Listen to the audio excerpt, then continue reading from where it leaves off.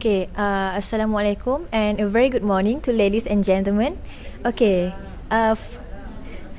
first of all, I would like to welcome all of you to our roundtable discussion today. I'm Mazidah as the moderator for today discussion. Before that, allow me to introduce our invited panelists that will give the information about this topic today. From my left side, we have the lecturer of food ingredients, which is Dr. Haziqah. Next, we have Mr. Zharfan, which is the production and quality manager. And we have Dr. Liaw Shi Yan, which is the government personnel that work in food industry. Today we will discuss our topic today, which is halal food ingredients. As we know nowadays, there's a lot of issues in halal food ingredients.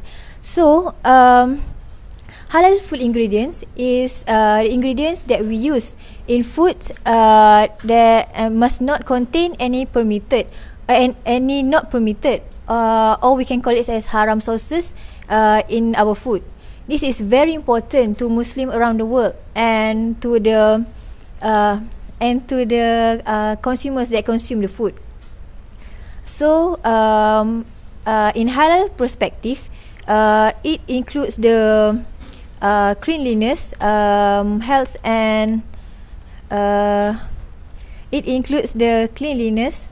health and quality of the foods when for us to be consumed. I want to ask Dr. Liaw Shi Yan, as the government personnel that work in food industry, what is the issue that recently found in halal food industry? Good morning, everyone. Recently, I have found that in the food industry, right, there are a lot of haram ingredients involved in the food. Do you all know about this case? It's because there are some haram ingredients, right, that cannot be consumed by the Muslim, like the pork, the alcohol, the lard, and unclean animal, that which include the insect. And then despite all this, the use of haram ingredient and also unintended consumed by the Islam is still widespreading. Is because there is lack of awareness of the Muslim consumer and also the importer. Recently, there are a lot of issue of processors halal food found in Malaysia. One of the issues that I found that is the manufacturer using the lard when baking the bread. The advancement of technology have altered the bread, and then the lard actually is non-halal ingredient because they extract the fat from the pit and render into semi-solid form, much like the tallow. I want to ask, why do manufacturer use the lard instead of butter when baking the bread? So can Dr. Liaw explain more about it? Actually, nowadays many bakers prefer using the lard better than the butter, the fat implied, because they want to make their product as flaky as possible. And then when baking the bread, right, it has shown that the lard giving high rise to a higher specific volume, and also the lard as a flavor neutral product, and it also gives rise to the higher smoke point.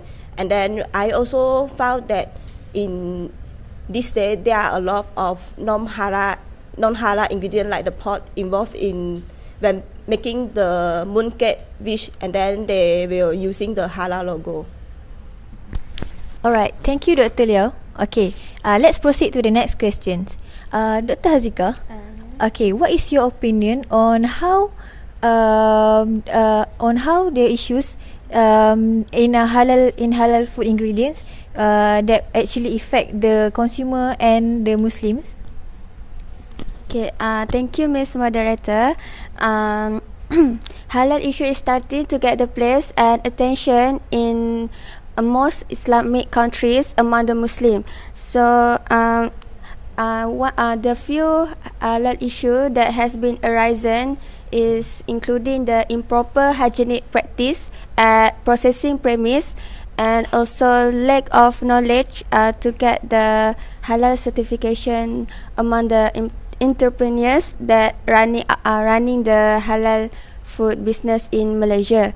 So these things are actually very important to reduce the doubtful status of the halal food product among the consumer. So this is a faith issue for Muslims. So due to the faith issue of Muslim, the Muslim need to take this thing seriously. Okay, based on your opinion, how the concept of halal ingredient can be restricted in the world of pork free in food product only? In today's global halal market, the concept of halal can no longer be restricted to the word pork free only. In fact, it cover many forms and aspects such as emulsifiers, gelatin, lecithin, glycerin, as well as additive such as stabilizers, flavorings, and colorings. So all these doubtful substance has been added to the halal food product and has been questionable among the Muslim in Islamic country, especially in the way of how the animal actually has been slaughtered. I agree about it. That is true. So issues in halal issues is important for us. So to confirm with the industry expert, okay, Mr. Zharfan, I want to ask, what is the issues that industry have to face when it's come to halal issues in food ingredients? Right, thank you, moderator. For example, the wide use of gelatin in the food industry as one of the ingredients in many food products impacts the Muslims and Jews community, as the halal and kosher food regulations do not permit the usage of food ingredients containing containing products that are derived from pigs or from mammals that are not slaughtered properly according to their religious requirements. The main sources of gelatin are from pig skin, cattle bones, and cattle hides. It is usually produced from bones and skins, tendons, and cartilage by the extraction in hot water, in which the collagen is hydrolyzed to produce gelatin. The resulting solution is then evaporated, concentrated, chilled, and clarified before to create a gel, in which it can subsequently be dried and then cut into pieces or even powdered. Generally in the industry, pigskin gelatin is easier and cheaper to be produced. This causes the availability of products in the industry containing this type of gelatin is more than other alternatives gelatins. The examples of food that may contain this type of gelatin is marshmallow and gummy bears. So we as Muslims need to be extra careful before buying the products in the market, and to be always check the halal logo provided by Jakim for the product. Now I know there's a lot of issues that happen regarding to halal food ingredients. Okay, if there any issues if there have any issues, of course there also have a challenge we have to face it. So I want to ask Dr. Haziqah, what is type of challenge that we have to face it? Okay. As for me, there are many challenges that arise in most country, especially in Malaysia. One of them is low awareness and lack of concern on the implementation of the halal certification. It is a major factor that explains why entrepreneurs are actually do not apply for the halal certificate, even though they are actually running the halal food product. So this is a major factor that explains why many entrepreneurs that still not apply for the halal certification.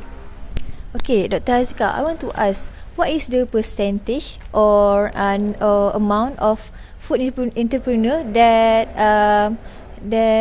apply for halal certification? Okay, in this country, Malaysia, only 50% of the small food product actually with the halal certification.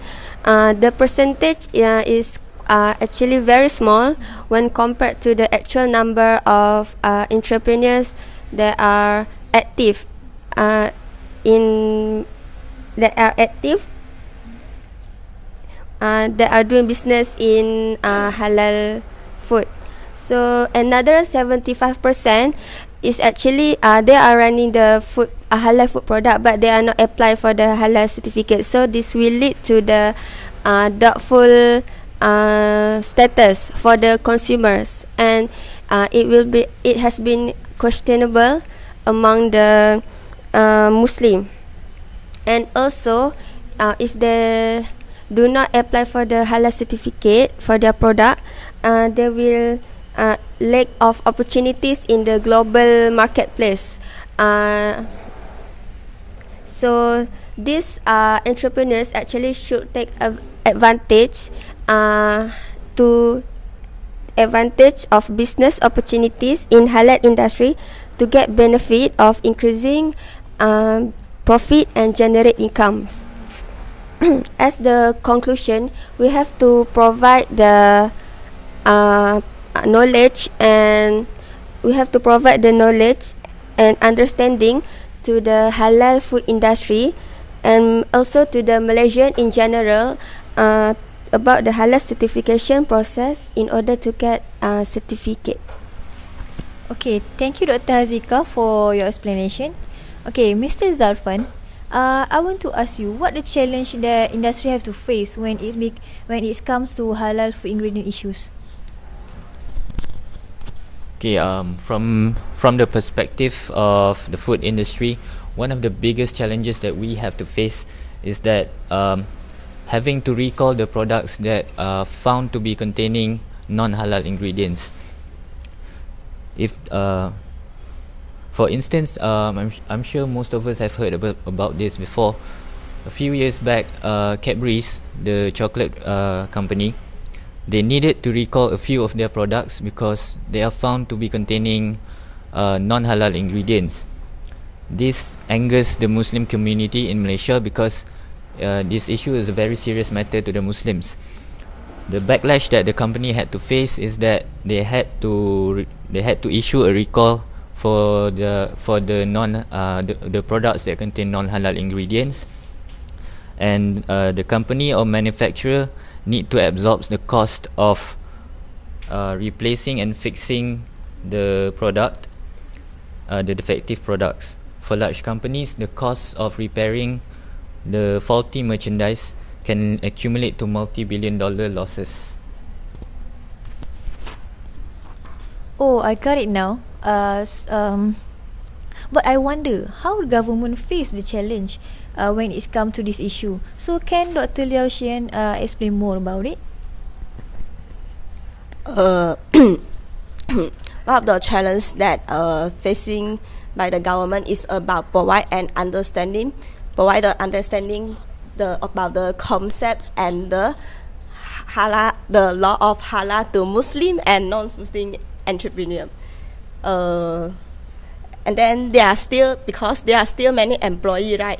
They do not understand about the concept of halal and do not understand about the concept about the lawful and legal. There are some irresponsible entrepreneurs who are badly using the bond statement halal, pot, alcohol fees, home Muslim, indigenous product, and the other name of the statement to mean that this product halal certification from the authority. And then there are also many businessmen, right? They were trying to describe their goods and service are lawful, and then what they do, they will actually employ the Muslim worker, and also the Muslim worker, and using the name and the logo of halal, and then to cover their business. In this case, it happened most of the at the food court in shopping mall complex, because at the food court in shopping mall complex side, they actually employ many non-Muslim people to work, and then they actually will put some of the worker, the cook Muslim, in front of the counter, so that they can cover their business, and then they think that this action will be cover their business, and to say that the premise is very clean. Oh, that's what interesting. It shows that government face many kind of challenge, and they managed to handle it. Seems like we're running out of time. So before we end our discussion, I would like to ask our panelists to give their prospect and hopes in our topic today. So I want to start with Mr. Zharfan. Thank you. My hope is that in the near future, there are more halal alternatives to the non-halal food ingredients, and I hope that the halal alternatives can be found and utilized in the food industry, and further improving the halal sectors in the food industry. This will create more work opportunity to food industry related workers. Thank you. Okay, how about you, Dr. Haziqah? Thank you, Ms. Moderator. I hope that Malaysia can be the global leader of development in halal food product, and at the same time, making the country Malaysia highly respectable and a good role model to follow by another country. Oh, that's good. How about you, Dr. Liaw? I think that in the future, right, there is an increasing demand for the wholesome and halal product food, and then this halal product food actually is acceptable by non-Muslim, and then I prospect that there is an increasing demand of halal food, and hope that the manufacturer will using their own creative way to diversify the halal product. Thank you. Okay, as we can see, there's a lot of issues, challenge, and prospects in food ingredients from many aspects. In conclusions, we have to take serious of this topic because it will affect the Muslims and the consumers around the world. So that's all from us. I want to thank you to our invited panelists for the informative and interesting talk. Hopefully this roundtable discussion will give benefit to you all. Okay, that's all from us. Thank you for your attention.